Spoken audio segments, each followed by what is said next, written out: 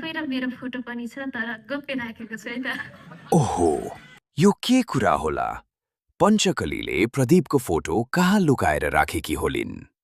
पूर्व नवयुवराज हृदन्द्र शाहको जुम्ला भ्लगमा देउडा गीत सुनाएर देशव्यापी चर्चामा आएकी जुम्लाकी पञ्चकली बुढाले अभिनेता प्रदीप खड्कासँग आफूले खिचेको फोटो लुकाएर राखेको भन्दै सबैलाई हँसाइन्।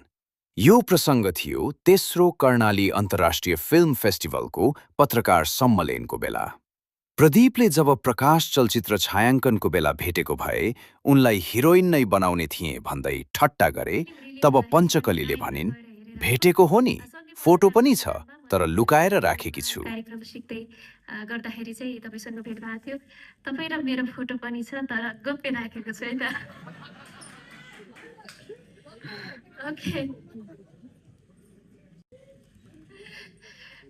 एकदमै मनपर्ने एक्टर नै हो उहाँ।